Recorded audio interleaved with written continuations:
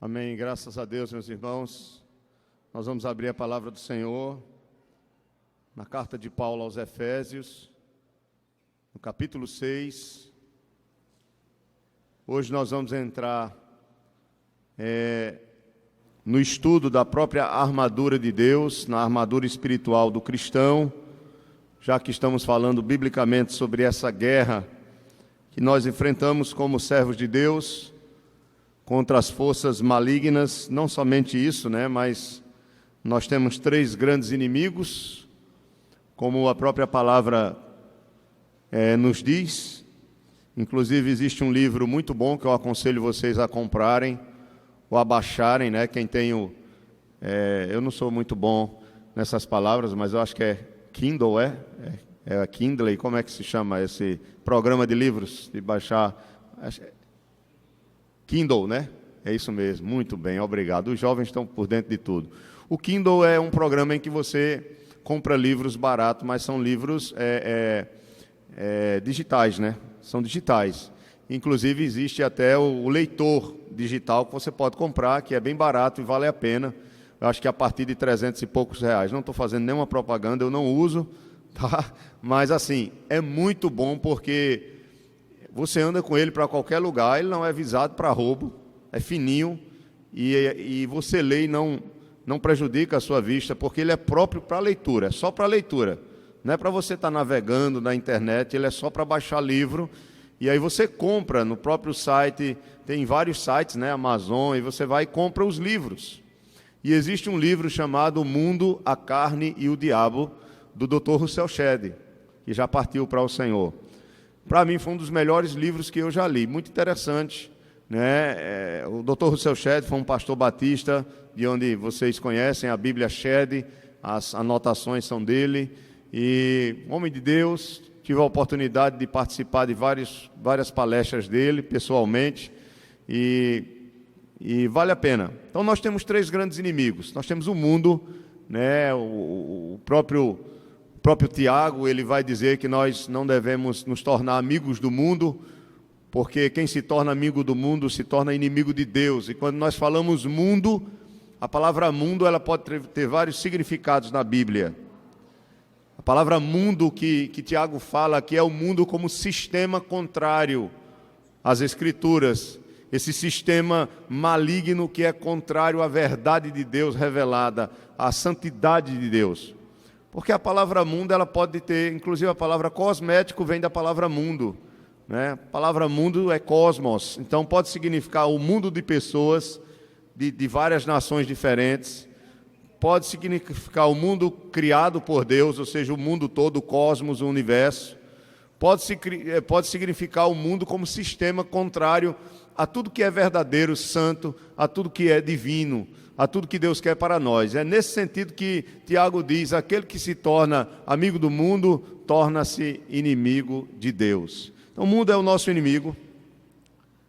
João vai dizer: não ameis o mundo, nem o que há no mundo, porque o que ama o mundo, o amor do Pai não está nele, 1 João, capítulo 2, verso 15. Nós temos a carne aí é outra palavrinha que pode ter vários significados, mas o significado figurado dela, carne significa a nossa própria natureza pecaminosa. E nós vamos ver isso em Gálatas, as obras da carne, ou seja, as obras da nossa natureza pecaminosa, E aí ele vai citar várias facções, divisões, orgias, bebedices, inimizades, porfias, várias, ciúmes, iras e por aí vai, tá? E nós temos também o outro inimigo que é o diabo. Satanás é um inimigo ferrenho da igreja, um inimigo que tenta nos prejudicar e que Deus permite que ele haja até certo ponto contra o seu povo. Nós temos visto isso porque nessa permissão Deus trata conosco. Deus trata com o nosso coração, Deus trata com a nossa vida, para que nós possamos aprender a depender dEle, a buscar força nele e a entender que há uma luta muito mais intensa, uma batalha que está além da nossa compreensão muitas vezes, e que essa batalha é uma batalha espiritual. E é isso que Paulo vai falar escrevendo aos Efésios. E nós precisamos estar preparados para essa batalha. Estamos numa guerra.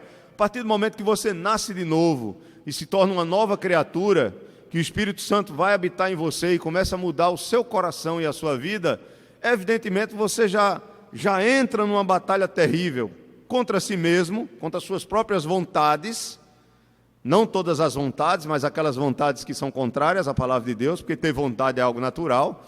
A gente tem vontade de comer, de beber, a gente tem várias vontades de satisfações do nosso corpo, da nossa carne, que são vontades que não são pecaminosas em si.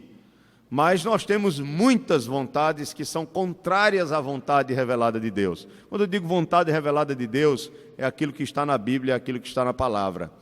Tá? Então nós vamos ter essa luta, essa batalha, e vamos ter Satanás usando o mundo e conhecendo nossas fraquezas para tentar nos derrubar e minar a nossa fé e a nossa confiança em Deus e a nossa vida com Deus, a nossa intimidade, a nossa comunhão com Deus. Ele tenta nos levar a viver no pecado para que venhamos viver na tristeza e desanimarmos no Senhor. Então Paulo, sabendo disso muito bem, ele nos orienta, escrevendo aos Efésios, capítulo 6, a igreja de Éfeso foi a igreja fundada por Paulo, uma igreja em que Paulo ministrou ali 3 anos, era uma igreja muito preparada em termos de auxílio pastoral, ela teve excelentes pastores, ela teve Paulo, ela teve o auxílio de Áquila e Priscila, ela teve Apolo, então muitos homens de Deus apoiaram e ajudaram essa igreja. Era uma cidade rica, uma cidade em que tinha um templo muito famoso, consagrado a uma deusa chamada deusa Diana, a Diana dos Efésios. Havia, por ser uma cidade rica e ficar numa região central da Ásia Menor, era uma cidade onde se passava muitos turistas, e onde tem muitos turistas, vocês sabem que há um favorecimento para, principalmente naquela época, entre gregos e romanos, era uma cidade grega, mas do Império Romano, há uma facilidade muito grande para os pecados da carne, para os prazeres da carne. Além da prostituição cultural, né? Porque era muito comum entre os gregos, nas suas religiões, nas suas adorações, haver o envolvimento sexual com as prostitutas, vou usar a palavra assim, rituais ou prostitutas sagradas. Então Paulo escreve a esses irmãos, dizendo que, olha, vocês estão numa batalha. Ele começa a mostrar o que é uma nova vida em Cristo. Por favor, antes da gente ler o 6, eu quero fazer a mesma leitura de ontem. Abra no capítulo 4 de Efésios, na sua Bíblia. Vou ser bem prático, tá? Vou tentar ser prático, né? Esse é o nosso defeito. Às vezes a gente quer dar muita informação e isso não é o mais importante às vezes. É importante, mas nem sempre é o mais importante. Claro que eu tenho que falar um pouco do contexto. Mas Paulo, nessa carta, Efésios é parecido com Romanos no sentido de que é dividida em 2 partes, uma parte teórica, ou seja, mais teológica, mais explicativa, e depois vem a parte prática.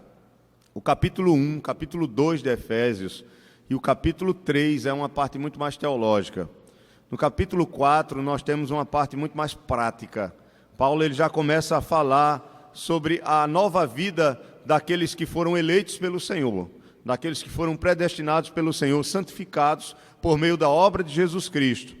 E aí, no capítulo 4, verso 1, o apóstolo Paulo vai dizer: rogo-vos, pois eu, prisioneiro no Senhor, Paulo estava preso, tá? A sua primeira prisão em Roma, que andeis de modo digno da vocação que foste chamados. Veja, que vocês andam, a metáfora andar quer dizer viver. Vivam de modo digno da vocação a que foste chamado. Que vocação? A vocação eficaz. O chamado que Deus nos fez pelo Evangelho, através do poder do Espírito Santo em nosso coração. Aí ele diz, com toda humildade e mansidão. Ontem nós falamos sobre ira aqui à noite. Tivemos um bom número de casais, de famílias, de irmãos, e eu creio que foi uma bênção. Veja, com toda humildade e mansidão, com longanimidade, suportando-vos uns aos outros em amor, esforçando-vos diligentemente por preservar a unidade do Espírito no vínculo da paz. Há somente um corpo e um Espírito, como também fostes chamados, numa só esperança da vossa vocação.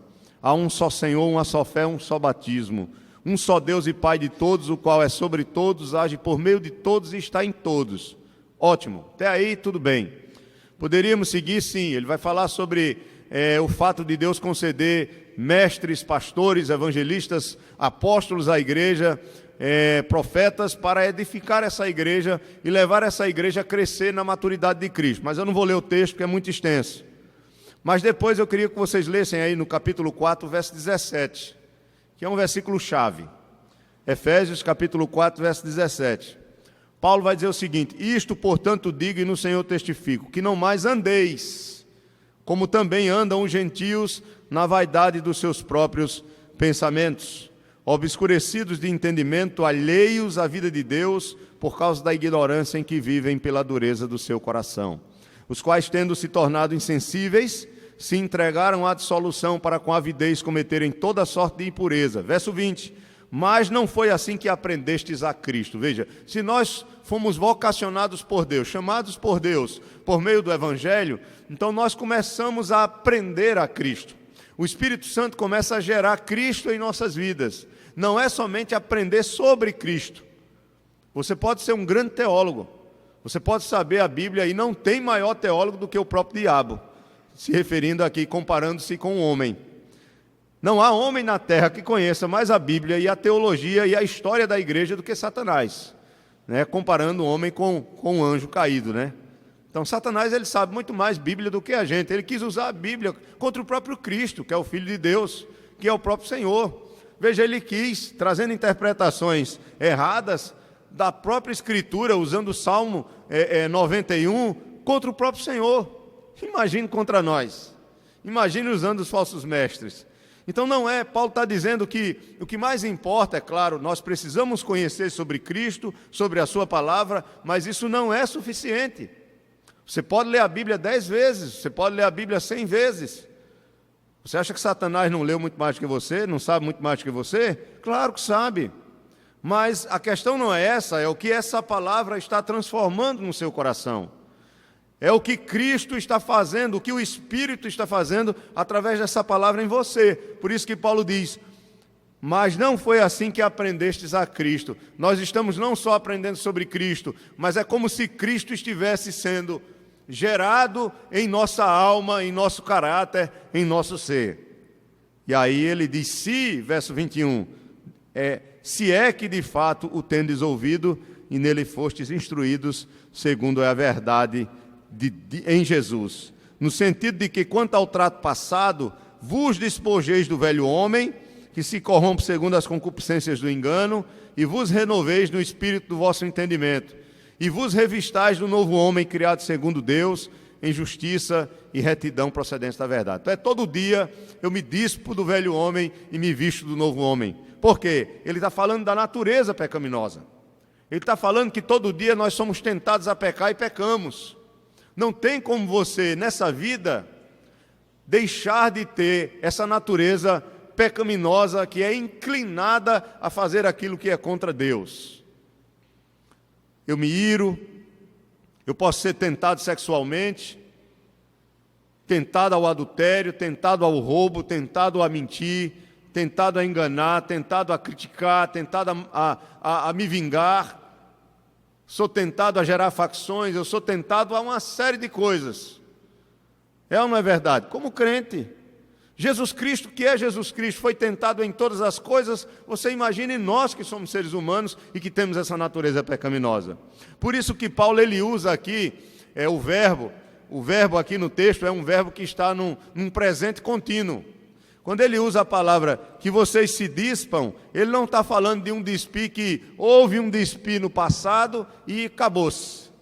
Como se eu não precisasse mais me despir.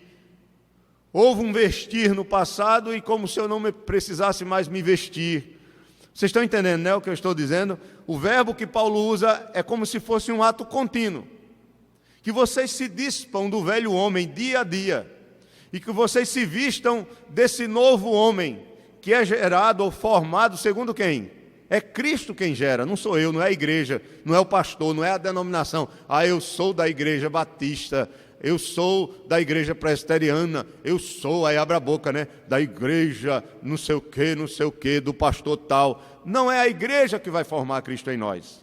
É o próprio Espírito de Deus através da palavra, é o próprio Deus que vai nos vestir desse novo homem. Ele vai transformando, veja, mudando o nosso caráter.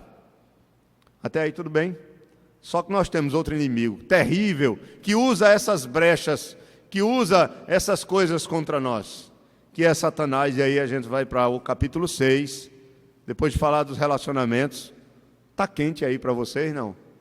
Um pouquinho, só quem chegou agora, o clima tá bom? Tá jóia, então sou eu que estou meio com sangue fervendo. Acho que foi a macaxeira que eu comi agora de manhã. Mas não tem problema não. Aí está fazendo a digestão. E ela já estava 3 dias guardada, aí é que é boa mesmo, é uma bênção. Capítulo 6, versículo 10. A armadura de Deus. Todos nós somos soldados. E eu brinco lá em casa, e soldadas, né? Não existe, né, essa palavra, mas eu brinco lá em casa. Bora, soldadas, arrumar a cama. As meninas sabem. Cadê as soldadas aí? Tem que ser igual no quartel. Se levanta, a primeira coisa que faz é arrumar a cama. Mas nós somos todos guerreiros e soldados que lutamos uma luta ferrenha a partir do momento que nós nos encontramos com Jesus Cristo, ou que Ele nos encontra. Jesus não nos chamou para andar nessa vida numa estrada cheia de flores não, viu, irmãos?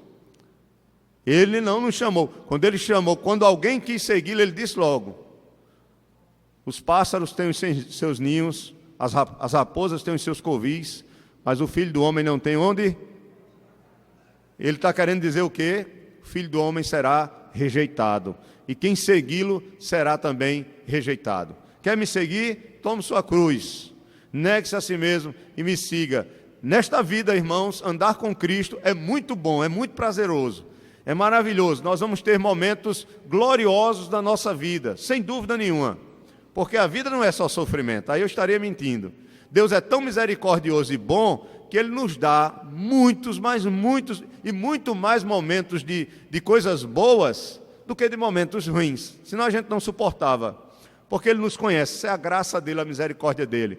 Mas, irmãos, há muitos momentos ruins na vida, há muitos momentos difíceis, mas não é só os momentos difíceis que eu quero citar aqui. Eu quero falar justamente dessa luta que Paulo vai dizer. Ele diz que nós somos chamados para uma guerra, e se é uma guerra, o soldado tem que estar vestido, preparado e armado. Claro que as armas aqui são muito mais de defesas do que de ataque. Tem a arma de ataque, que é a espada. Mas se você observar, as armas que Paulo vai citar aqui são muito mais armas de defesa, porque quem nos ataca constantemente é o próprio diabo. E nós não precisamos estar atacando, porque nós já somos vencedores em Cristo. O nosso general nos colocou numa guerra já vencida por nós mesmos. Olha que coisa maravilhosa. Você vai para uma guerra sabendo que já está vencida, mas que você tem que lutar. Enquanto você estiver vivo, você tem que lutar. Se você não estiver bem preparado, bem vestido com essa armadura, você vai ser ferido. Não quer dizer que você vai ser destruído, que você vai perder a sua salvação, não quer dizer que não é isso, mas você vai ser ferido, e essa ferida pode ser um grande estrago na sua relação com Deus, na sua caminhada com Deus. Deus vai lhe restaurar pela misericórdia dEle, mas o processo pode ser muito doloroso. Então o Senhor quer nos poupar disso. Ele quer nos poupar. Veja como Deus é bom. Ele usa seu servo para nos poupar, ou nos preparar ao ponto de estarmos muito mais firmados diante desses momentos que são de uma batalha muito mais travada, muito mais ferrenha, que virá sobre nós. Vamos ler o texto, verso 10 até o verso 20, do capítulo 6 de Efésios. Eu não vou fazer uma exposição do texto longo, não. Nós vamos seguir alguns pontos aqui da nossa revista, e para não ficar muito longo.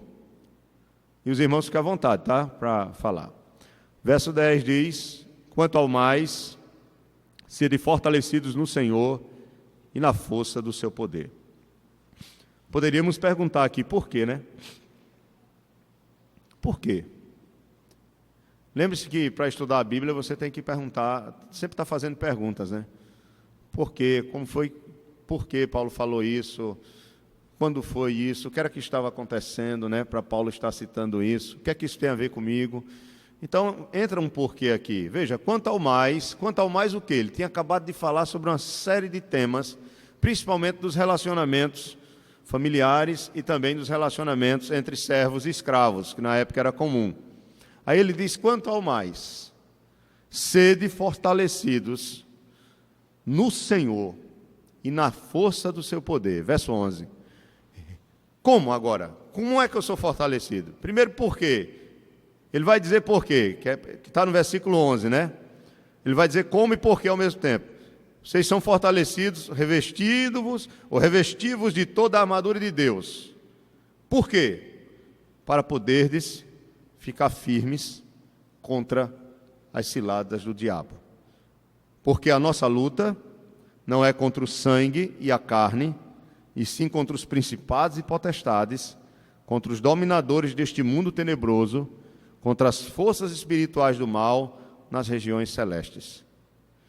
Portanto, ele repete, mais uma vez, tão sério é o assunto. Tomai, não é um pedaço, mas é toda a armadura de quem? De Deus. É de Deus, para que possais, olha aí, o resultado, ou o propósito, para que possais resistir no dia mau. E depois de ter desvencido tudo, ainda continuar, porque pode vir mais, ó.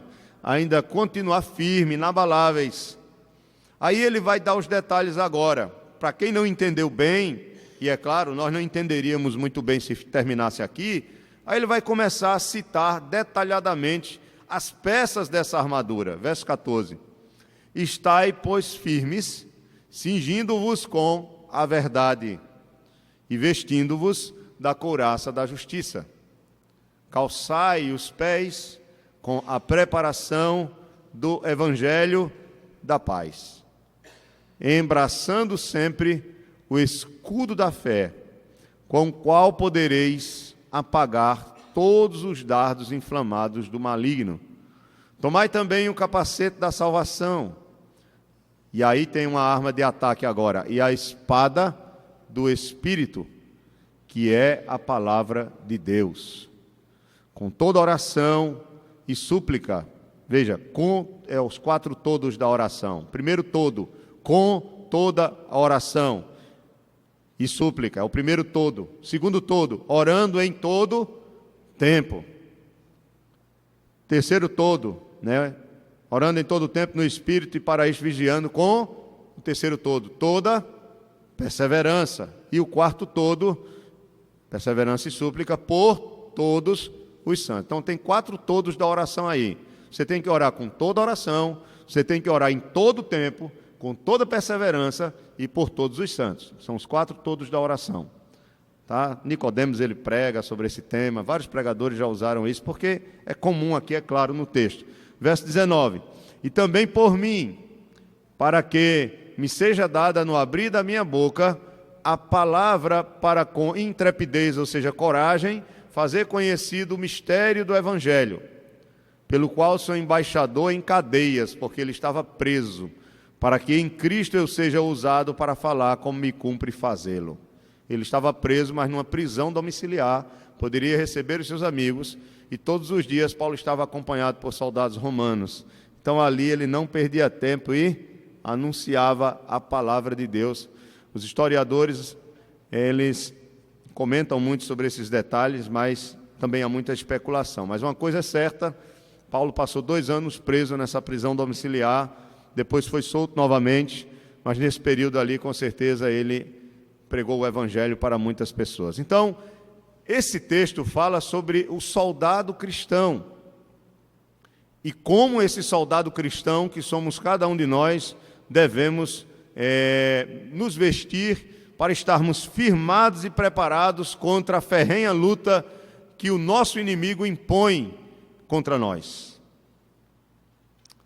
Olha, irmãos, o autor ele diz aqui na introdução que as armas usadas em uma guerra, elas podem definir o vencedor. E isso aqui é muito claro quando nós estamos falando sobre a nossa batalha espiritual. Ultimamente, quando houve esse problema entre Estados Unidos e o Irã, e os Estados Unidos matou lá um grandão, um general lá do Irã, não é? E começou a se comentar sobre uma guerra entre Estados Unidos e o Irã. Aí, curiosamente, eu fui assistir um vídeo que fala sobre o poder de combate dos Estados Unidos e o poder de combate do Irã. Aí eles foram dizer quantos caças tem os Estados Unidos, quantos tipos de caça, o F não sei quanto, esse mais moderno, bombardeiros, e aí quantos navios de guerra, quantos tanques de guerra, quantos soldados ativos e inativos, a questão de bombas, enfim. Irmãos, olha, meu Deus do céu, quando eu vi a quantidade de armas que os americanos têm nesse vídeo, eu não sei até que ponto ele pode ser considerado, mas isso é o próprio Estados Unidos que diz, eu não sei se tudo é verdade, quantos helicópteros, tipo de helicópteros e por aí vai. Aí começou a falar do Irã, eu disse, meu Deus do céu, não vai dar nem para começar. Irmãos, não dá uma semana de batalha não, só se fosse usar bomba atômica, mesmo assim, não dá uma semana de batalha, não tem condições nenhuma. Não há condições nenhuma, porque a diferença é assim, é absurda. Eu fiquei pensando, o Brasil está na maior briga, o maior sacrifício, né? Para comprar, não sei quantos caças, esse caça, esse novo aí, Gripe da Suécia, parece que lançaram o primeiro agora, né? A irmã Edivaldo sabe muito bem disso. Chegou o primeiro, né? Agora fizeram o teste, parece que chegou aqui no Brasil, é um dos caças mais modernos, ele voa até assim, é uma coisa fantástica. 20 e poucos. Os Estados Unidos tem mais de 1000. Só de um tipo tem não sei quantos, só de outro tipo tem não sei quantos, mais de 500. Eu digo, meu Deus do céu, como é que pode? Claro que é muito dinheiro investido nisso, porque é um país que usa muito dinheiro para isso. Graças a Deus que a gente não, embora que a gente não tivesse nenhum, né? Que a gente não tivesse guerra nenhuma, e nós não precisamos dessas coisas. Mas o que eu quero dizer a vocês é que as armas, com certeza, elas definem uma batalha. Na maioria das vezes, né? Com Golias e Davi foi diferente. Porque ali foi a mão do Senhor. Mas por quê? Porque Davi se armou no Senhor e a batalha ali era muito mais do que física. Ela envolvia também algo espiritual. E é isso que eu quero dizer a vocês. Nenhum de nós temos condições em nós mesmos de enfrentar uma guerra contra Satanás. Nenhum de nós. Nenhum de nós temos forças em nós mesmos para dizer, eu sou forte, eu sou firme, eu estou preparado. Irmãos, qualquer um de nós, qualquer brecha que nós dermos, o diabo com certeza, ele faz um salseiro nas nossas vidas. Isso é tão interessante que Paulo, escrevendo a sua segunda carta aos Coríntios, no capítulo 2, eu queria que você abrisse, só para a gente voltar aqui, porque eu acho isso importante. No capítulo 2 de 2 Coríntios, leia comigo, por favor, o verso 10. Alguém pode ler o verso 10 e o verso 11 de 2 Coríntios 2. Isso não tem na revista, tá?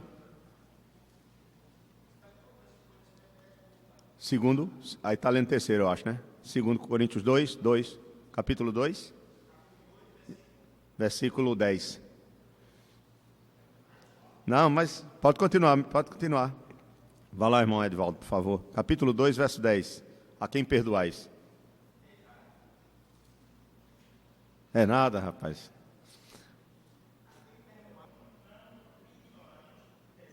Olha aí o que Paulo está dizendo. Se nós não perdoarmos o nosso irmão, o nosso próximo, o que a gente estava falando ontem, e guardarmos ressentimento em nossos corações e querermos nos vingar, quem é que ganha com isso? Quem é que vai alcançar vantagem com isso? Sobre nós? O próprio diabo. É como se você estivesse dando uma vantagem enorme para ele ter acesso, para ele poder destruir a comunhão e prejudicar a igreja do Senhor. Veja o que Paulo está dizendo. Nós não lhe ignoramos os seus desígnios. Não ache que ele não está, lutando, porque parece que está tudo quieto, né? parece que está tudo quieto, está tudo muito bom, e aí você relaxa, e você para de orar, você para de ler a Bíblia, e de repente a bomba estoura. Ou de repente começa a acontecer as coisas, e vem aquele bombardeio, e você, meu Deus, o que é isso? O que é que está acontecendo? Aí você começa a orar, e começa a ler a Bíblia, a buscar o Senhor. Ora, você não estava se preparando, meu irmão. Eu não estava me preparando, nós estávamos relaxando. Ah, não, mas eu estava lendo a Bíblia. Mas será que a Bíblia estava sendo praticada? Será que não era só uma leitura, só por ler? Eu estava orando. Será que era uma oração religiosa ou uma oração mesmo para Deus mudar o coração? Então, esse é um texto interessante. E no texto que nós lemos sobre a armadura de Deus, Paulo vai dizer, olha, vistam-se de toda a armadura de Deus para que possais resistir. Resistir no dia mau. E esse dia mau, irmãos, é claro, todo dia tem o seu próprio mal, Jesus Cristo fala, mas há um dia que é pior do que o outro. Há um dia em que a nossa batalha vai ser muito maior. Haverá dias que nossas batalhas serão muito mais intensas. Quando você vai ler sobre a Segunda Guerra Mundial, quando você vai ver vídeos, você vai observar que tem determinados dias que foram dias extremamente importantes, né, para os aliados vencerem a Segunda Guerra Mundial. Eu estava lendo uma batalha que houve no período de inverno. Eu estava assistindo uma série que para mim foi a melhor série que eu já assisti sobre a Segunda Guerra Mundial, e que é Irmãos de Armas, né, no inglês, está no inglês, é uma série americana baseada em fatos reais. São ex-combatentes contando, narrando a batalha, né? Claro, na maneira como eles vivenciaram. E foi uma batalha que houve, se eu não me engano, foi na Áustria. Não me lembro bem, Blaston, algum nome assim. Isso.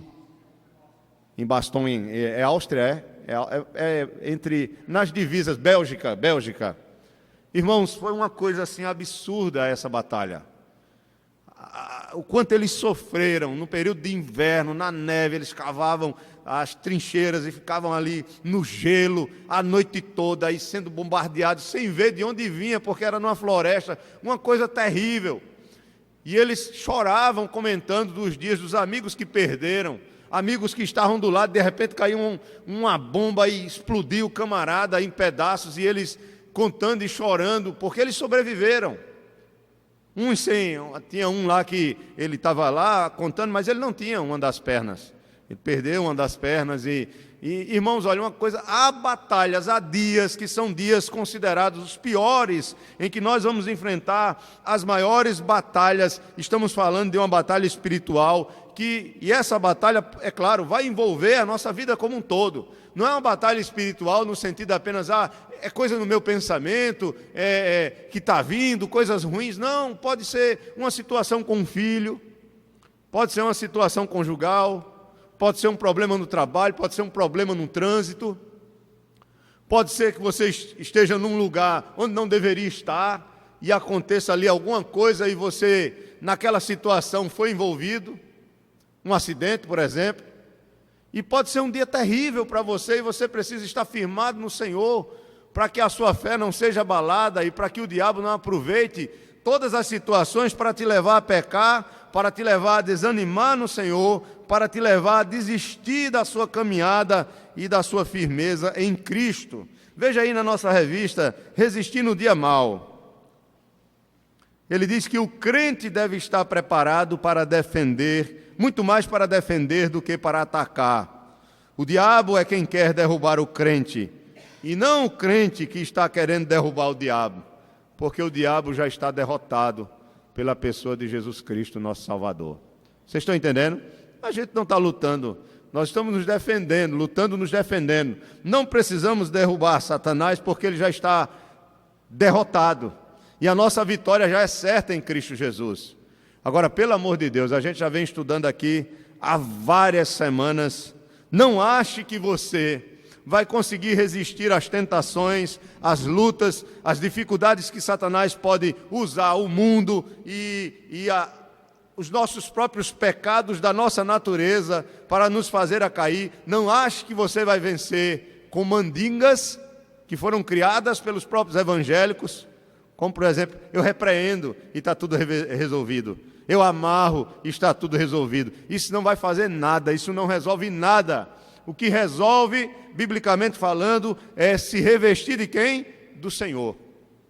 Sujeitai-vos a Deus, diz Tiago. Aí sim, resistir ao diabo.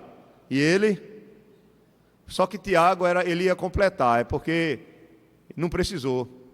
Resistir ao diabo, ele fugirá mas ele voltará de novo.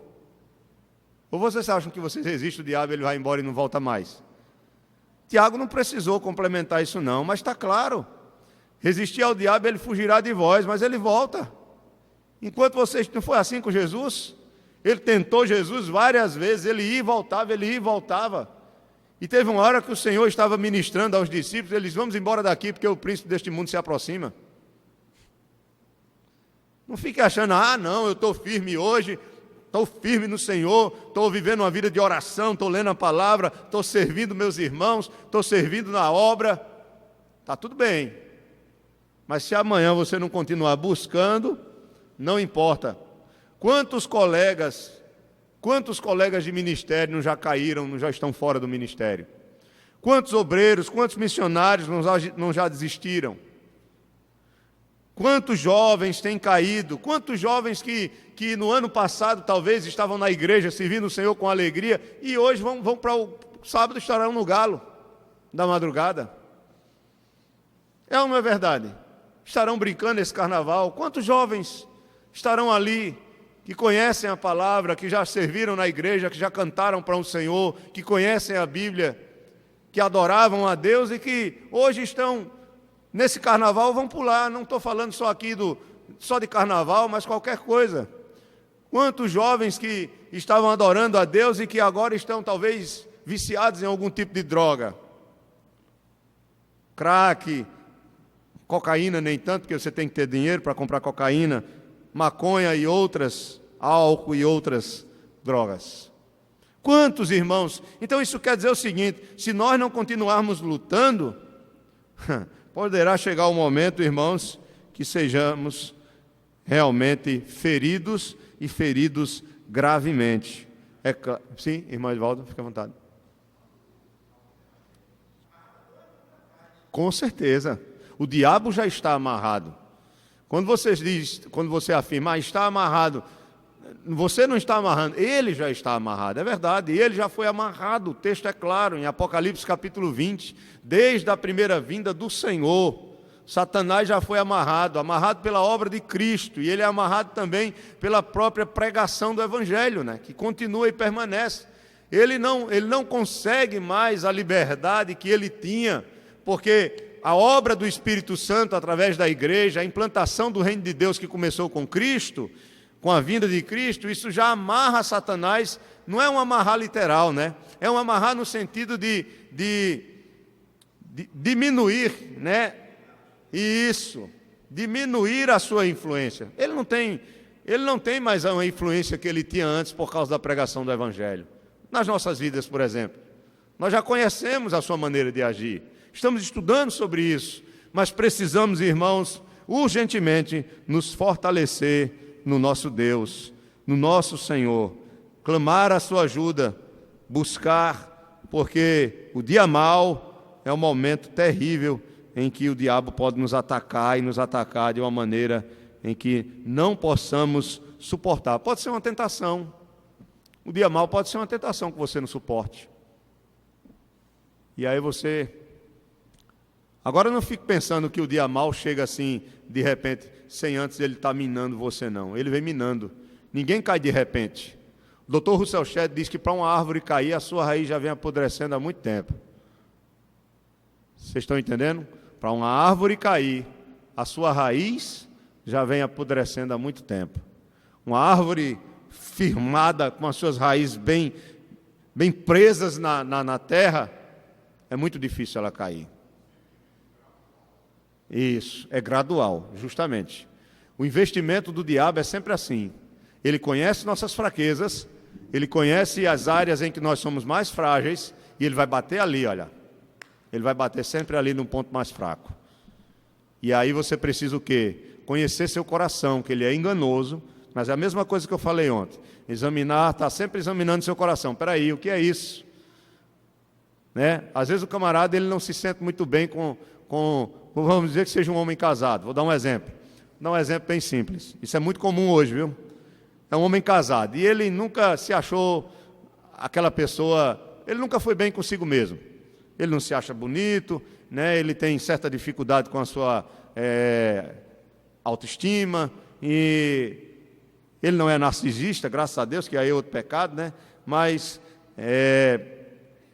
e a esposa dele, por incrível que pareça, não o elogia muito. Estou dando um exemplo. Aí nós temos o bendito WhatsApp, nós temos bendito, entre aspas, ele é bendito para algumas coisas, para outras não.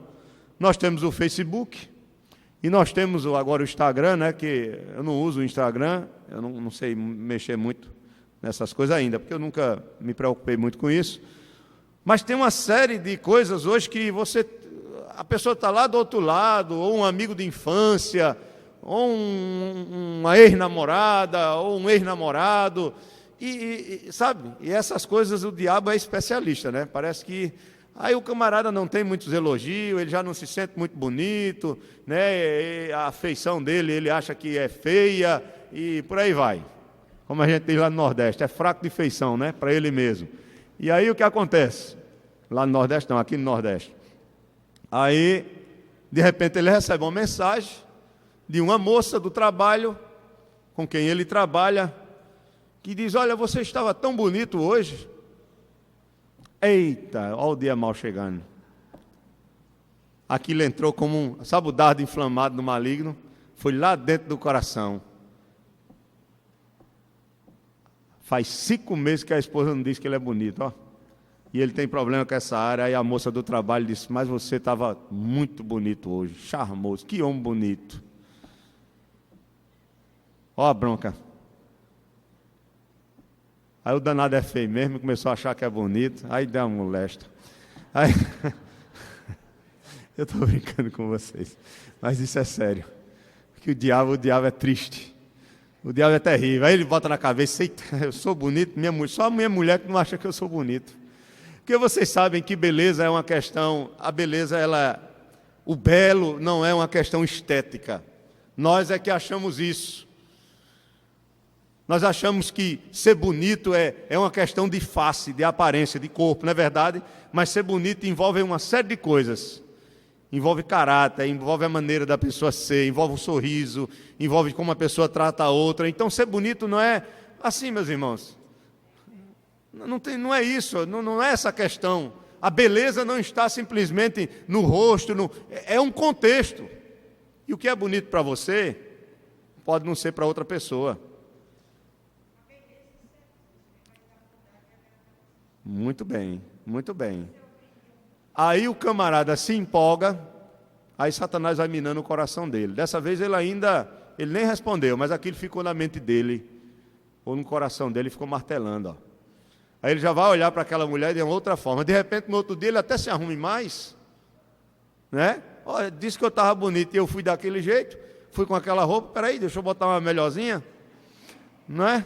E aí ele já vai caindo no engodo, no engano, e aí de repente, irmãos, vem um dia mau, ele cai, e ele pode destruir o seu casamento, pode destruir a sua família, para se recuperar depois, é muito difícil. Deus restaura, mas é muito difícil. O que ele pode perder com isso é muito maior do que qualquer coisa que você possa imaginar. Então, eu estou dando um exemplo prático aqui, porque senão não adianta, né? Isso também serve para a mulher, por isso que Paulo diz que o casal não deve estar separado por muito tempo. O casal pode ter seus problemas, e como tem, mas não deve estar separado muito tempo não, para que Satanás não vos tente. Em que área? Na área sexual. O casal vai ficar brigado 3 meses, de cara feia um para o outro 3 meses, e a mulher tendo o trabalho dela, ou tendo contato com outros homens, eu digo contato normal, e o homem no trabalho dele, tendo contato com outras mulheres, isso é um perigo, irmãos. Então nós temos que ter a graça de Deus, a sabedoria do Senhor, e nos vestir dessa armadura. Eu estou dando um exemplo prático, né? Mas começa assim. Eu tenho um amigo que ele conta muito essa história, né? Ele tinha um casal da igreja, isso é uma história fictícia, tá? Um casal da igreja, mas o marido nunca elogiava a mulher. E toda vez que a mulher... E às vezes ele não queria ir para a igreja com a mulher ia sozinha. E quando a mulher voltava, o vizinho sempre elogiava. Mas como você está bonita, a senhora está vindo da igreja? Cabra safado, né? O vizinho, né? Sem dúvida nenhuma, tá? Mas ele elogiava. E todas as vezes que ele se encontrava, ele elogiava. E o marido nunca elogiava a mulher. Resultado? A mulher caiu. É uma historinha fictícia, mas que diz muito sobre o nosso dia a dia. Eu estou citando uma área aqui, mas existem muitas outras áreas, viu, irmãos? Pelo amor de Deus. Estou citando uma área aqui porque essa área é uma área muito perigosa.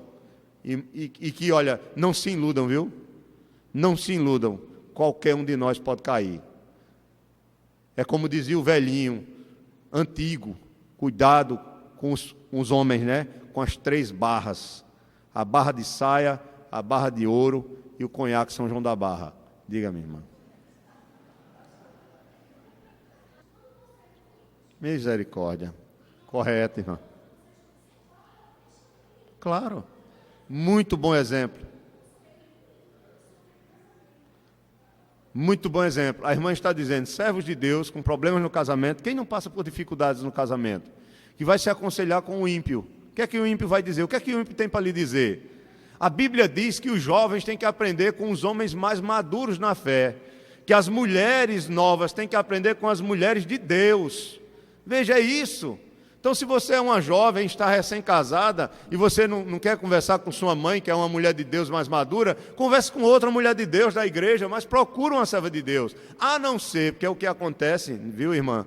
É que tem muitos homens ou mulheres que querem uma justificativa para pecar, e aí, em vez de ir para a pessoa certa, vão para a pessoa errada para poder confirmar aquilo que querem fazer. Infelizmente. Ontem nós estávamos conversando com o irmão Flávio, que trabalhou na área da aviação, e a esposa dele é da aviação, e eles estavam dizendo que se a mulher não tiver uma postura, estou falando isso porque ele falou isso publicamente para a gente ali, quando a gente estava conversando, se as mulheres que trabalham na aviação não tiverem uma postura, ele comentou que os camaradas já chegam, olha, principalmente os pilotos de avião, que se acham, já chegam abraçando, tudo bem, quer saber se é casado assim, mas é nesse abraçozinho, nesse tudo bem, que vai se criando uma intimidade e depois vem uma cantada. Poxa, isso é conversa, meu amigo? Sua mulher, você tem que dizer, tudo bem? Não. Tudo bem? Tudo bem. Fica aí. Opa. E olhe lá. Acabou-se. Acabou aí. Mas disse que já chega pegando na cintura. Eu não estou dizendo que você dar um beijo no rosto de alguém seja desrespeito, ou seja algo malicioso. Por favor, não é isso. Mas tem que ter muita sabedoria.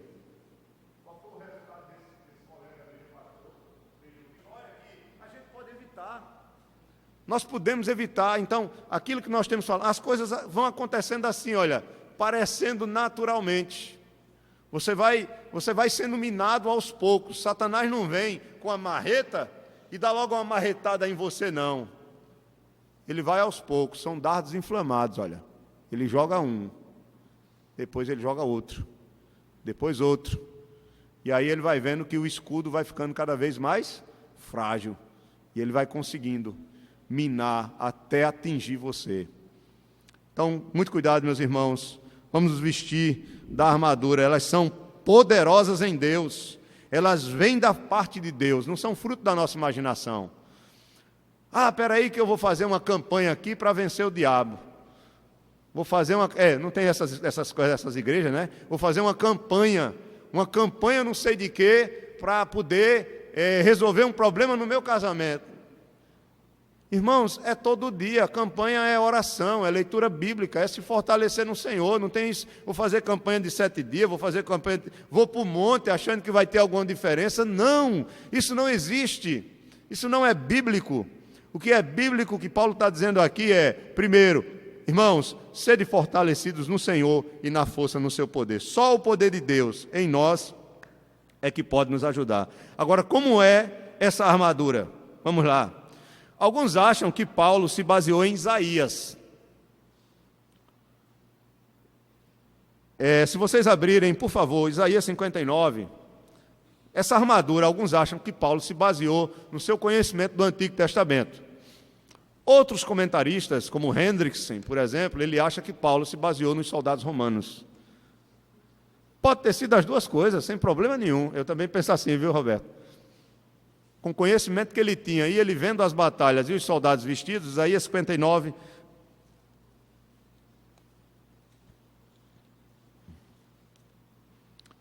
Sabe quem é esse que está vestido aí em Isaías 59? É Jesus. É o Messias. Às vezes nós olhamos Jesus somente como um servo sofredor, não é? Mas ele aqui está como um guerreiro. E é assim que ele vai voltar, não é? Isaías 59, versículo 17. Pode ler quem quiser.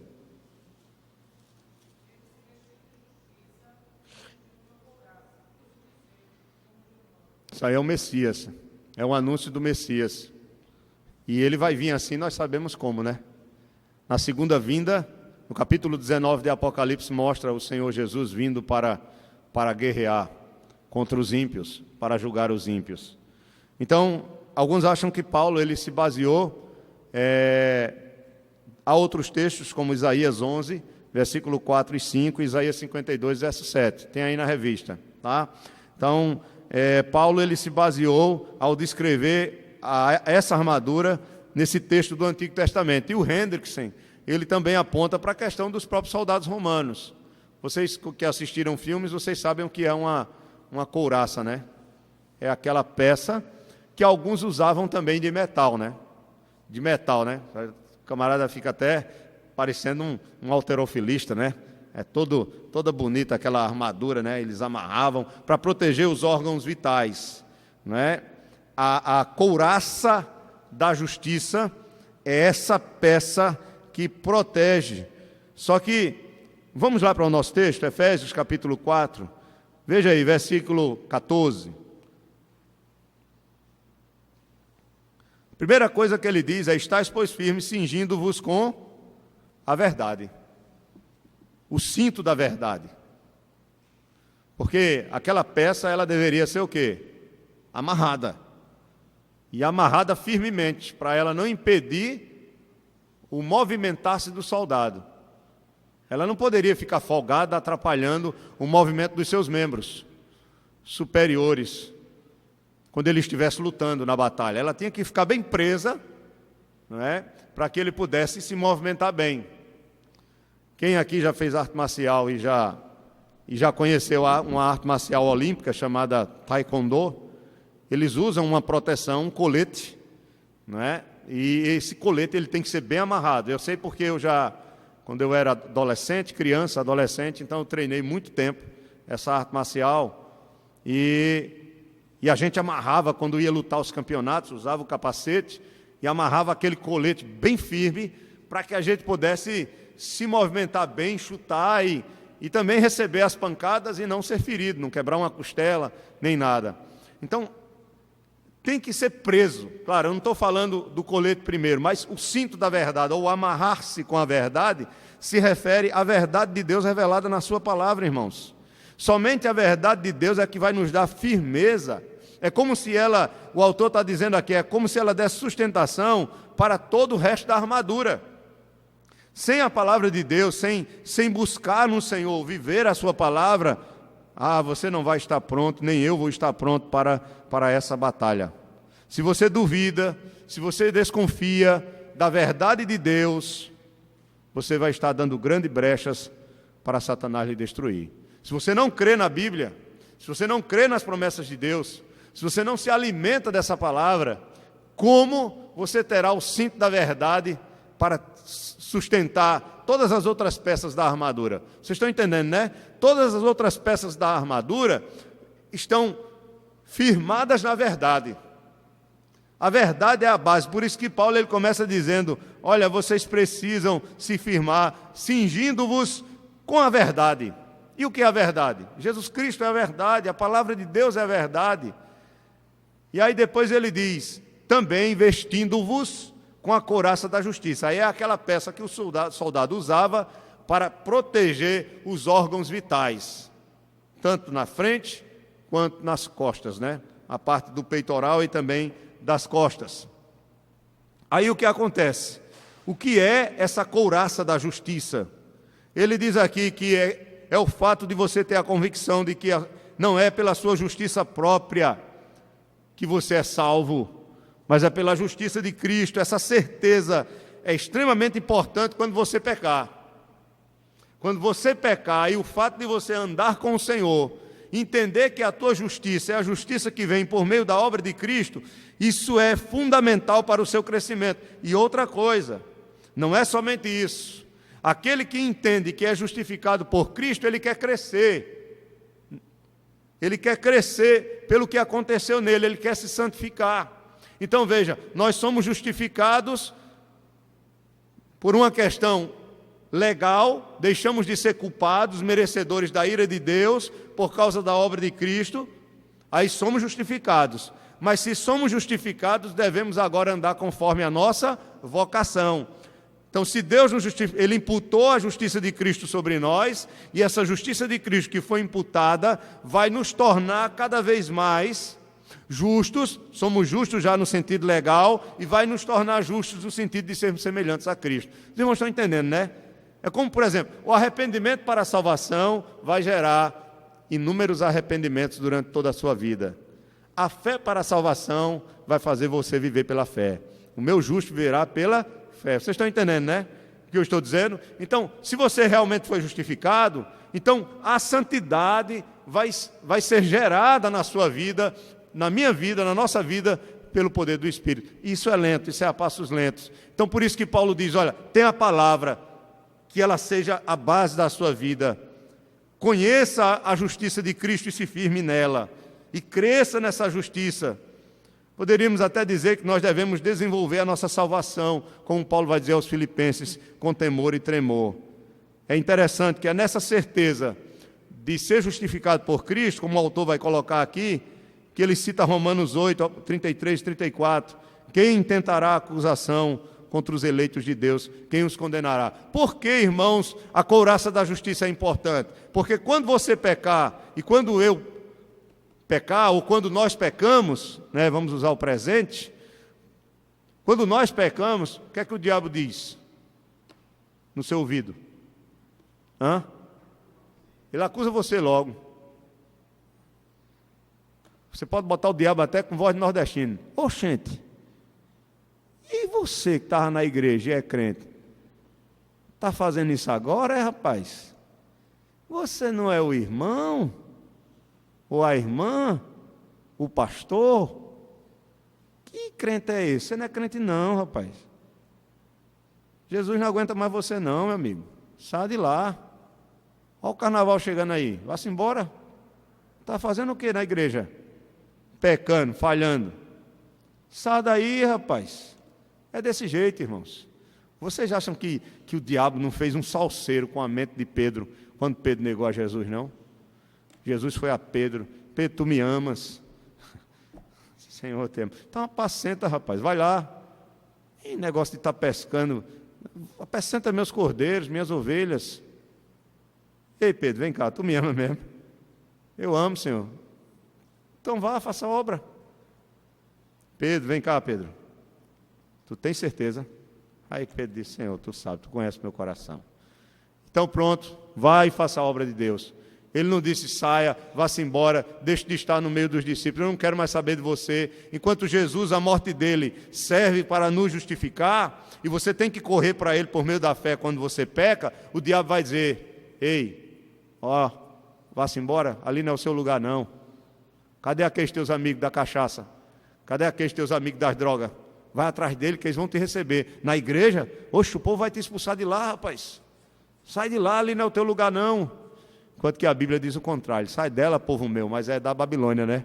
Sai dela, povo meu. Na igreja você tem que ficar. Você pode estar arrasado, só o bagaço. Você pode ter falhado, mas aceite a correção, aceite a disciplina. Aceite o que Deus vai fazer com você. O pai corrige o filho que ama, mas fique. É como um filho que fez uma besteira, o pai e a mãe dão uma surra nele, e ele diz, vamos embora, não vou ficar mais aqui não. Eu já fiz muito isso assim, de querer, né?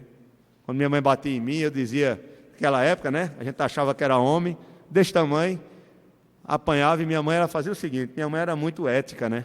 Era ética na frente dos outros, mas para descer a lapada, meu amigo, não tinha ética não. Quando eu fazia alguma coisa errada, minha mãe já estava no portão. Naquela época os muros não eram altos, aquelas casas de vila, murinho baixo, portãozinho, aí minha mãe gostava de conversar com as vizinhas. Aí chegava a vizinha, já via eu todo desconfiado, todo sujo, que eu tinha tomado banho de barreiro. E minha mãe não queria que a gente tomasse. Se pegasse alguém tomando banho de barreiro, né? Todo mundo sabe que é barreiro. O açude é grande, o barreiro é aquele negocinho que a água é da cor desse banco. É marrom brava, você vem todo sujo de lama. E o perigo é você morrer afogado, e morre mesmo afogado. E eu quase morri umas 2 vezes. Veja só, mãe sabe o que diz, né? Mãe sabe o que diz. Aí eu dava uma sorte, que quando eu estava vindo, de tarde, mãe estava no portão conversando, parece que era de propósito, parece que ela sabe, ela tem uma bola de cristal, é uma câmera, que ela acompanha você. Sabe, mãe é uma coisa séria. E ela estava no portão conversando com a vizinha, ela só olhava e eu chegando todo sujo. Aí eu, muito esperto, né? Aí eu não entrava pelo portão, não. Eu pulava o muro logo no canto. Pulava o muro, ó. Tá pulando o muro por quê? Eu digo, não, para não atrapalhar a senhora. A senhora está conversando. Olha só, ela está certo, entre, depois eu vou conversar com você. Vai lá para o banheiro tomar banho. Rapaz, o coração, eu acho que eu sofro de ansiedade por causa disso. Olha, você fica ansioso, fica nervoso, você fica esperando a mãe chegar logo, sabe? Chegue logo, para bater logo em mim, porque esse tempo entre o que ela fala até ela chegar para bater em você é terrível. Aí você passa, eu me lembro, como se fosse hoje, irmãos, a gente entrava pela cozinha nessas casas de vila, e tinha um corredorzinho bem pequenininho, que dava de frente para um banheiro, e ficava pendurada a correia do ferro de passar. Já disse aos irmãos que os ferros antigamente eram uma correia era de seda, né? Dessa corda de seda, por dentro era o fio e era uma corda de seda e você encaixava no ferro. Quem é mais novo hoje nunca viu isso não. Vocês pegaram isso? Aquela correia, minha mãe nunca deixava no ferro. Ela tirava e pendurava, eu não sei porquê. E aí eu já sabia que ia apanhar com ela. E, irmãos, ela batia, agora só batia no canto certo, só batia nas pernas. Ela não batia no rosto, não. Ela batia nas pernas. Aí eu fui crescendo, aí quando eu tomei a correia da mão dela e disse, a senhora não vai bater mais em mim, não. Aí que ela viu que não tinha mais força de tomar da minha mão, eu disse, vai bater mais não. Eu sou homem, eu não estava apanhando mais não. Aí ela, depois desse dia, ela disse, você está pensando o quê? Eu não bato com correia, mas eu bato com cabo de vassoura, viu? Que era brava que só. Aí pronto, depois desse dia ela parou de bater em mim. Mas irmãos, o que eu quero dizer a vocês é que não importa o quanto você apanhe. Eu saía de casa, eu sabia que minha mãe estava me batendo porque ela queria o quê? O melhor para mim. Aquela surra e aquelas marcas serviam para o quê? Para eu viver. Ela estava me protegendo. Pior é se eu fosse para o barreiro ou para o açude e morrer. Eu tive um amigo que morreu. Morreu no açude. Nesse dia eu não fui, que a gente tinha as bicicletas velhas, e ele foi. Ele mergulhou e não voltou. Muito traiçoeiro, quem sabe, açude e rio é muito traiçoeiro. Para você morrer é muito fácil, muito fácil. Então, ele morreu nesse dia. Então, ela estava nos protegendo. É assim a igreja, irmãos. Se você caiu, se você falhou, então espere apanhar, e apanhe mesmo, para você se corrigir, para eu me corrigir, mas não vá para fora não. Não diga eu vou sair de casa, quando você dissesse a minha mãe, vou sair de casa, não quero saber mais não, eu não vou morar mais aqui não. O que era que ia acontecer comigo? Se eu saísse de debaixo da proteção da minha mãe, da minha família, eu iria me perder, eu iria me estragar, eu poderia morrer. E é isso que Paulo faz com o indivíduo quando ele não quer se consertar. Ele diz à igreja, expulsa. Para ele ver o que vai ser lá fora, para ele poder se arrepender e voltar. Porque se ele for realmente um crente, Satanás vai moer o corpo dele até a morte, para que o espírito seja salvo. Aí depois, como a gente lê o texto, vai lá, perdoa, traz de volta, o irmão está arrependido, recebe ele, acolhe, eu já perdoei, para que Satanás não alcance vantagem. Então, meus irmãos, quando nós falhamos, a couraça da justiça é isso. Reconheça o que Cristo fez por você, volte para Ele, esteja em comunhão com os irmãos. É difícil estar na igreja? É difícil estar em comunhão com os irmãos? É difícil. Nós temos nossas dificuldades de relacionamento, mas Paulo disse que nós devemos amar uns aos outros, suportar uns aos outros e assim continuar, porque um vai ajudando o outro. Outra coisa, outra peça para a gente caminhar é o Evangelho da Paz. O Evangelho da Paz, com sandálias, né? Soldados, eles, naquela época principalmente, andando em cima de lugares pedregosos, né? Estradas pedregosas, ou palavra difícil, e eles precisavam de sandálias para proteger, mas na verdade isso é uma citação de Isaías 52, verso 7, que Paulo está fazendo. E a interpretação aqui, alguns acham, segundo o nosso autor, tá, que está apontando a responsabilidade de anunciar o Evangelho. Calçai os pés, o que é que diz o texto aí no versículo 15? Calçai os pés com a preparação do Evangelho da Paz. Então, alguns acham que essa peça da armadura é você estar pregando o Evangelho. O autor diz aqui, que é uma citação de Isaías 52, 7. Levar as boas novas. O autor da nossa lição, ele diz, é mais provável que o texto esteja tratando da ira de Deus, que não está mais sobre o cristão, e agora ele tem a paz com Deus e com os irmãos. E essas boas novas trazem a alegria para o seu coração. É como se ele tivesse agora com os pés calçados e não sente mais a dor da culpa. E essa paz que inunda o seu coração pela obra de Cristo, que é o Evangelho, lhe protege. Vocês estão entendendo, né? Ou não? Eu acho que pode misturar as duas coisas sem problema nenhum. Há duas interpretações aqui. Ele diz que uma indica que essa peça da armadura é você pregar o Evangelho. Então, você pregando o Evangelho, você está protegido. O que é certo é, quando a gente prega, a gente está falando de novo para nós mesmos, a gente está fazendo a obra, a gente está crescendo no Senhor, na graça do Senhor. Mas o autor, ele diz aqui que isso pode significar também, o calçar os pés com a preparação do Evangelho, é o fato de você estar conhecendo esse Evangelho, firmado nesse Evangelho e recebendo a segurança, a paz, a proteção desse Evangelho no seu coração. Eu deixo com vocês isso aí, tá? Eu sempre aprendi que era a pregação do Evangelho, mas também não há nenhum problema de que para você pregar o Evangelho, você tem que crer nesse Evangelho e tem que ter a paz desse Evangelho no seu coração. Não é verdade? Fomos justificados, né, por meio de Cristo, e por isso temos paz com Deus. Romanos capítulo 5, essa paz é fundamental. Pois bem, vamos lá, a próxima. Embraçando sempre o escudo da fé, com o qual podereis apagar, verso 16, todos os dados inflamados do maligno. Os romanos, eles usavam um escudo coberto de couro, e eles molhavam com água, para que os dardos inflamados, aquelas flechas também, que se lançava com fogo, né, porque os escudos eram de madeira. Alguns deles, né? A maior parte deles, os mais simples, né? Geralmente o escudo romano ele era muito grande, né? Ele era um escudo. Aqui o autor ele fala. Eu vi no outro texto que eu estava lendo.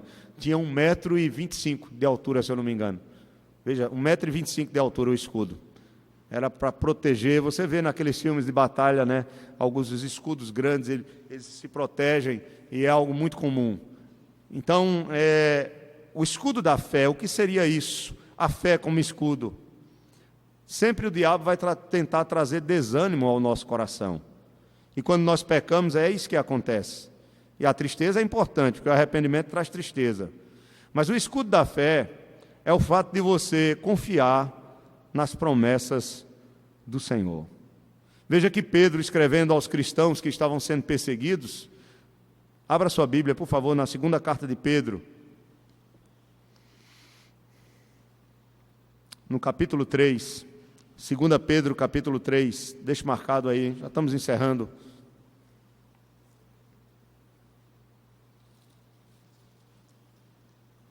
2 Pedro, capítulo 3.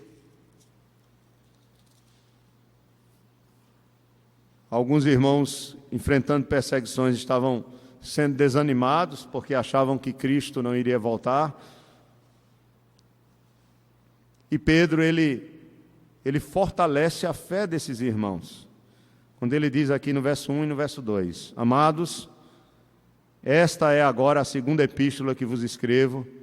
Em ambas procuro, despertar com lembranças a vossa mente esclarecida, para que vos recordeis das palavras que anteriormente foram ditas pelos santos profetas, bem como do mandamento do Senhor e Salvador, ensinado pelos vossos apóstolos. Veja aí, versículo 8, 2 Pedro 3. Há, todavia, uma coisa, amados, que não deveis esquecer, que para o Senhor um dia é como 1000 anos, e 1000 anos como um dia. Não retarda o Senhor a sua promessa, como alguns já julgam demorada. Pelo contrário, Ele é longânimo para convosco, não querendo que nenhum pereça, senão que todos cheguem ao arrependimento. Virá, entretanto, como ladrão. Então ele reforça, ele vai vir como ladrão, como Cristo disse, o dia do Senhor, no qual os céus passarão com estrepitoso estrondo, e os elementos se desfarão abrasados. Também a terra e as obras que nela existem serão atingidas. Agora, mais na frente, continuando a leitura, verso 11: Visto que todas estas coisas hão de ser assim desfeitas, deveis ser tais como os que vivem em santo procedimento e piedade, esperando e apressando a vinda do dia de Deus, por causa do qual os céus incendiados serão desfeitos e os elementos abrasados se derreterão. Nós, porém, segundo a sua promessa, confiando na sua promessa, esperamos novos céus e nova terra, nos quais habita a justiça. Qual é o escudo da fé? É a esperança do crente, é a confiança do crente nas promessas de Deus, porque o diabo fará de tudo para arrancar isso do seu coração, e você ser um incrédulo, e você se afastar da sua fé. O meu justo viverá pela fé. Depois ele diz a palavra de Deus. O capacete da salvação, O capacete da salvação, irmãos, na verdade, é aquela peça que fala da certeza que o crente deve ter da sua salvação por meio de Cristo. O capacete da salvação é uma mente que entende claramente a sua salvação por meio da fé na obra do Senhor. Se você é consciente disso, se você conhece a palavra, está firmado na palavra, e a mente de Cristo vai sendo formada em você, você está seguro. Não há vã filosofia, não há falso profeta que vai tirar da sua mente a verdade que o Senhor tem implantado nela. Protege as ideias, porque os falsos mestres estão aí. E aí, como nossa irmã comentou, de uma nova heresia aí, de pessoas que dizem que são perfeitas, que não precisam mais estar em comunhão, que ficam em casa, e que Deus mandou deixar a mulher para casar com a virgem. Olha, isso já acontece, essas loucuras, essas falsas ideias, essas mentiras diabólicas, essas doutrinas de demônios, já existem há muito tempo. E vai continuar. O Senhor Jesus diz que aparecerão falsos cristos, falsos mestres. O que é que vai nos sustentar? O capacete da salvação, a certeza da salvação em Cristo, conhecimento do Evangelho, conhecimento da palavra, está seguro do que você crê. Por isso que é importante, irmãos, lembrem-se, os métodos de Satanás são astutos. Ele enganou a Eva, deturpando as Escrituras. Foi ou não foi? Usou a palavra, ele deturpou as Escrituras também com Cristo. Paulo diz em 2 Coríntios 11 que ele se disfarçou em anjo de luz, ou que ele pode se disfarçar em anjo de luz. Pode usar os falsos mestres do engano. Ele não se disfarçou, ele pode, Desculpa. E usar os falsos mestres do engano. Ele pode promover ao homem que por meio das más ações ele pode obter coisas boas. Foi isso que ele disse a Jesus? Olha a tentação dele. Se tu prostrado me adorares, eu te darei o quê? Todos os reinos. É isso que Satanás vai dizer a você e a mim. Rapaz, está tudo aí para você conquistar, olha. Quer riqueza tem, quer prazer tem. Está tudo aí, olha. Vá atrás, corra. Esse é o teu caminho. Enquanto que a Bíblia diz que se você estiver com a sua mente na palavra, em Cristo, Cristo firmado, essas coisas não vão te seduzir. Amém, meus irmãos? Encerrando, irmãos, a palavra como espada. Eu esqueci de citar um texto aqui, mas não é necessário. Mas você pode guardar Filipenses 1,6, né, que Paulo vai dizer: estou plenamente certo de que aquele que começou a boa obra em vós há de completá-la até o dia de Cristo Jesus. Glória a Deus por isso. Irmãos, e último, temos duas coisas, que é a palavra de Deus. Eu não preciso falar sobre a palavra, preciso conhecer a palavra, ler a palavra, estudar a palavra, participar da escola dominical, participar do culto dos jovens, isso, do estudo bíblico, participar do estudo bíblico da quinta-feira, se esforçar, ler a Bíblia, meditar na palavra, pedir para Deus falar com você. Eu me lembro que quando eu era novo convertido, né, aí o meu pastor ensinava: olha, antes de você ler a Bíblia, ore também depois, não como algo religioso, mas assim, peça ao Senhor para falar com você, Ele vai falar com você. Tenta extrair da Bíblia e buscar no Senhor a colocar em prática aquilo que Ele ensina. Não leia para conhecer apenas, leia para praticar, leia para Cristo ser gerado, medite nas Escrituras. Bem-aventurado o homem que medita na lei do Senhor dia e noite. É conhecer a Bíblia, como a irmã Tânia disse, e usá-la, praticá-la. Não ser meramente ouvinte, mas praticante. E em último lugar, a oração intercessória. Orar com toda oração, verso 18. É orar pedindo, é orar intercedendo pelos outros, é orar agradecendo, é orar expressando a mágoa, a dor no coração. São os vários tipos de oração. Orar com toda oração.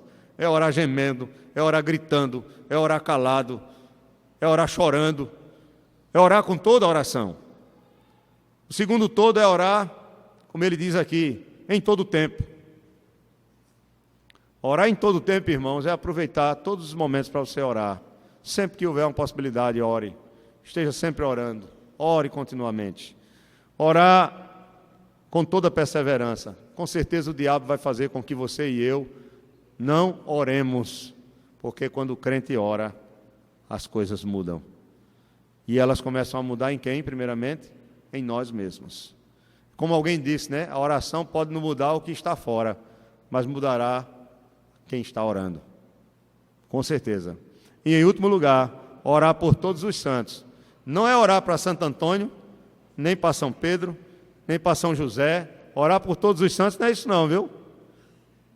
Eu vou orar por todos os santos, né? Tem todos os santos lá na Bahia, né? Vou orar por todos os santos. Os santos aqui são os crentes. É a igreja. Tanto que Paulo fala no versículo 19, e também por mim. Todos os santos são os crentes, irmãos. São aqueles que nasceram em Jesus Cristo. É orar a Deus, a oração é ao Pai, pelos irmãos, pelas irmãs, e principalmente por aqueles que pregam, pelos obreiros, pelos missionários. Paulo diz, especificamente por mim, para que eu continue pregando. Interceda um pouco mais por aquelas pessoas que têm a responsabilidade de ensinar, de pregar, porque não tenha dúvida que essas pessoas são as prioridades do inimigo. Por quê? Porque derrubando essas pessoas, é claro, é muito mais fácil pegar e derrubar a primeira peça do dominó, que vai carregar muitas outras que estão atrás, né, sair levando um bocado atrás dele. Isso.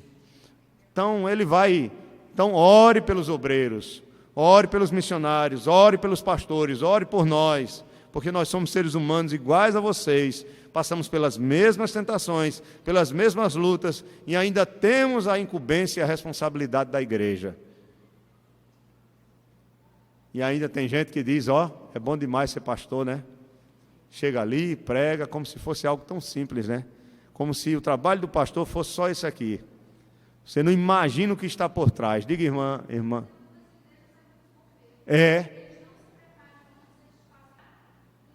Diz qualquer coisa, é verdade. Assim é bom demais. Esses são os falsos, né? Agora, aqueles que são realmente vocacionados, Paulo diz que são merecedores de dobradas honras.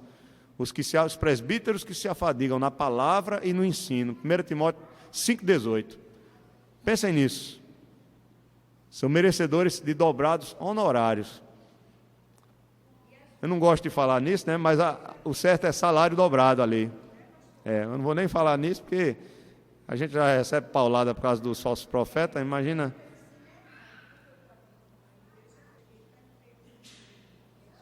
Isso. Isso. A pergunta da irmã é que ela disse que ela aprendeu num determinado lugar que Jesus era nazireu. Jesus não era nazireu, provavelmente não. Porque ele bebia vinho. Porque o nazireu também poderia ter um voto por um período só. Se Jesus fez algum voto como nazireu em algum período, a Bíblia não diz. Mas no ministério dele, Jesus come, Jesus bebe vinho, ele não tem nada de nazireu. Ok? Agora, João Batista, provavelmente, também a Bíblia não diz, mas pode ser que...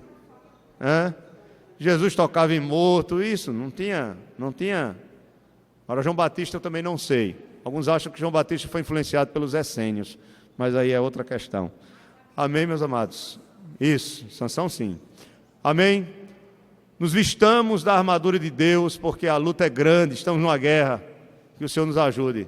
Nós não teremos relatório financeiro hoje, vamos ter no próximo domingo, tá? Porque a irmã Lourdes, ela não veio hoje, eu acredito que ela não está bem, ela está com problema na visão e ela é quem faz o relatório financeiro. A leitura ia ser hoje, terceiro domingo, relatório financeiro do mês de janeiro. Mas nós vamos ler e aprovar no próximo domingo, viu, irmãos? Tenham paciência, é porque a nossa irmã Lourdes, ela fez um transplante de córnea em um dos olhos. Então, ela que é a tesoureira da igreja, ela tem a nossa ajuda, mas quem faz a parte de relatório é ela. Então, ela deve estar fazendo, deve estar concluindo, mas ela usa uma lupa às vezes, a irmã Benedita ajuda, eu ajudo, quem pode ajudar, ajuda, mas por isso que nós não estamos aqui com o relatório hoje, pronto. Próximo domingo teremos, em nome de Jesus. Vamos orar e depois ler o relatório da escola dominical. Pai, muito obrigado pela Tua palavra nesta manhã. E nos abençoa, Senhor, durante o nosso dia. Em nome de Jesus, Pai, nós Te agradecemos por tudo e Te louvamos. Prepara-nos e ajuda-nos a nos vestir com essa armadura do Senhor. Para a glória do Teu nome, nós Te pedimos e Te agradecemos. Amém.